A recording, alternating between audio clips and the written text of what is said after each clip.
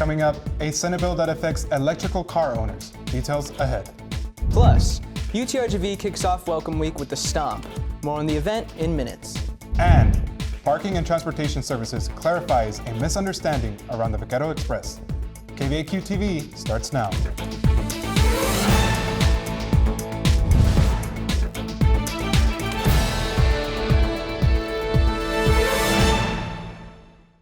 Hey Vaqueros, welcome back. This is the second fall edition of Kvaq-Tv.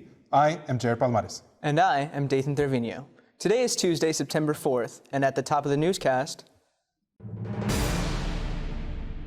a new Texas law requires an additional fee for all electric vehicle owners. Signed earlier this year, Senate Bill 505 is requiring a $200 to $400 registration fee for all electric vehicles in Texas, joining at least 32 other states. The bill was signed to counteract the gas tax electric vehicles do not normally pay.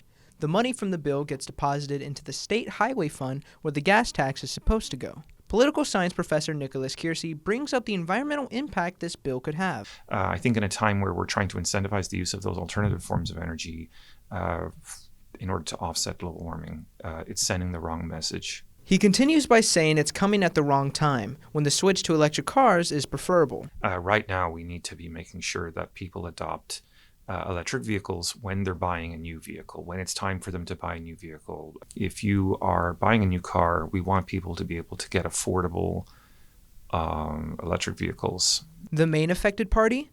The electric vehicle owners who live in Texas. One owner, Alejandro Cuevas, says he bought a Tesla to save on gas and says they always do little things like that to electric car owners. I know when you're trying to renew, it's like every 2 years that you do that? Well, for people with electric cars, it's every year. Of course, them adding that added $200, I mean, I'm not surprised. In data complied by Dallas-Fort Worth Clean Cities, a little over 200,000 electric vehicles were registered in Texas as of August 29, 2023. Senate Bill 505 was put into effect this past Friday, September 1st. For Kvaq-Tv in Edinburgh, Dathan Tervino. After becoming a law last Friday, Senate Bill 18 now allows public colleges and universities to grant tenure while itemizing the reasons for which a professor can be terminated. Andrea, tell us more about this. Professional incompetence and moral turpitude are some of the reasons listed in Senate Bill 18 that will allow for the dismissal of tenured faculty at any time. Chair for the Political Science Department and Professor Clyde Barrow says UTRGV has had this process for decades. He says the purpose of the new law is to address concerns about faculty competence and laziness. The big item that really caught people's attention that concerned a lot of faculty was that the bill sought to specify in more details the conditions under which a tenured professor could be terminated. In other words, what does misconduct or bad behavior mean? Barrow says there is already a post-tenure review at UTRGV, where tenured faculty are periodically evaluated on their performance. Senate Bill 18 will have no effect on UTRGV professors, so this new law will be considered symbolic legislation. For Kvaq-Tv in Edinburgh, Andrea Flores. UTRGV kicked off Welcome Week with Stomp celebrations last Tuesday and Thursday on both campuses, where students played games and learned about campus organizations. Our reporter Tristan Cortez with more on the event. Between classes and studying, students will be busy throughout the semester fulfilling their responsibilities. But UTRGV student activities want students to know that there's more to student life than just academics. With Welcome Week at UTRGV, student activities and other departments have planned out events for students to engage with the university all through September 14th. Student Activities Assistant Director Cristina Rodriguez says Welcome Week is integral to student life. As you saw today, we have the Stomp event. It's in the Brownsville campus and then Edinburgh on Thursday. Those are our starting base, I would say, for our Pride and Signature events.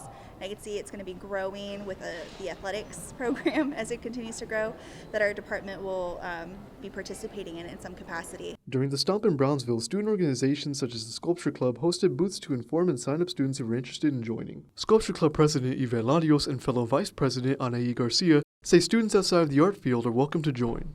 We're open and we're welcoming students from different kind of majors. Have fun. That's the goal we try to make our club do. Art sophomore Lorenzo Salinas took part in Texas Regional Bank's Money Texas Tornado game at the Stomp, where he won $8 during his round. Salinas says it was an exciting experience and that he looks forward to what the rest of the semester has in store. I was trying to grab as much as I could. It just seemed to gravitate towards me. I don't know. This year, I guess just good grades, meeting new people, strengthening the relationships.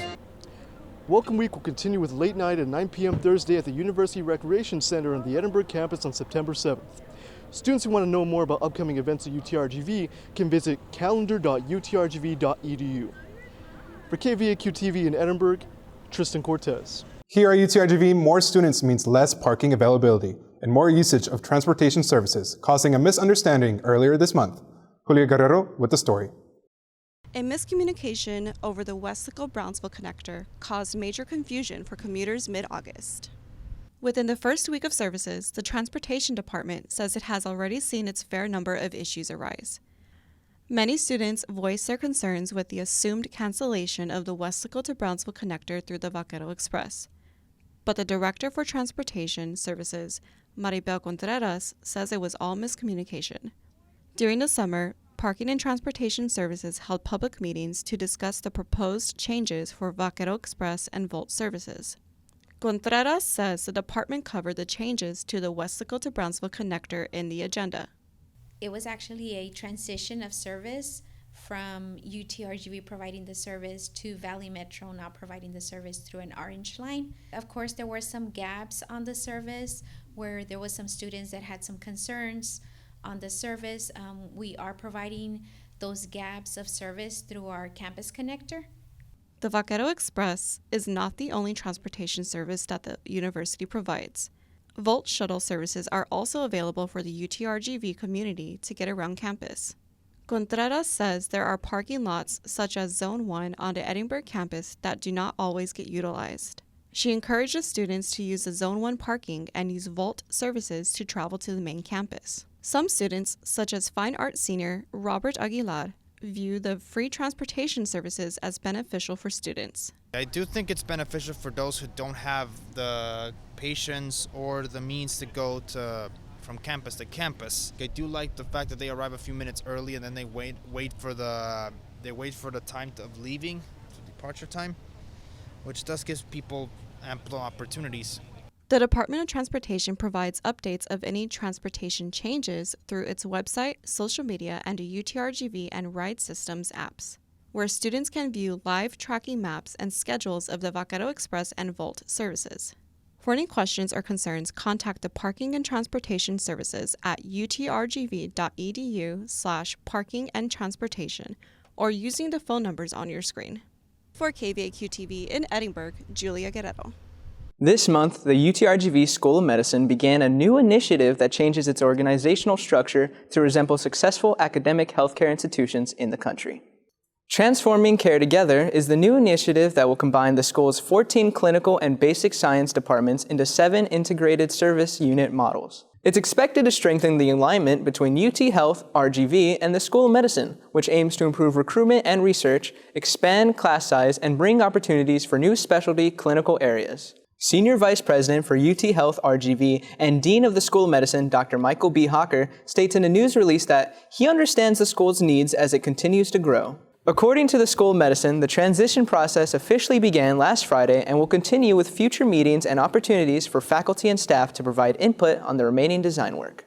The Brownsville Animal Regulation and Care Center has rescued around 5,000 animals off the street this past year, but one dog has made the Brownsville campus home. Monica Chavez with the story. A UTRGV groundskeeper and pest control expert form an unlikely friendship with a stray female dog called Chaparro. Groundskeeper and pest control expert Henry Pineda tells us Chaparro was one of 4 stray dogs on campus over the last 4 years. Pineda says he gives her food, water, treats, and has also tried taking her home, but she would not stay. She stays here at work mostly. Sometimes she'll follow me all the way to my house, which is not too far away from here, less than a mile. Henry says people have reported Chaparro to the pound on several occasions, but were unsuccessful in catching her. They've tried to catch her because sometimes she is a little aggressive with certain people. Not everyone, just with certain people. She'll bark at them. They had no luck in trying to catch her. She's not trustworthy of just anybody.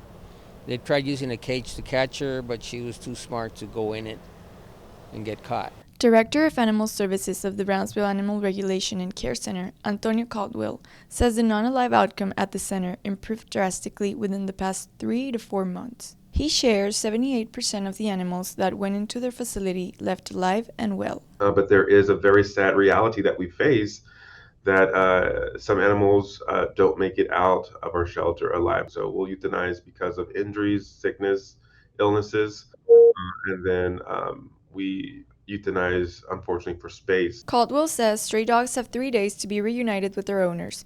After that, they will be put up for adoption where the risk of getting euthanized depends on their condition. As of August 31st, the Animal Regulation and Care Center shelter announced on its Facebook page that it is over capacity and looking for adoption or foster homes.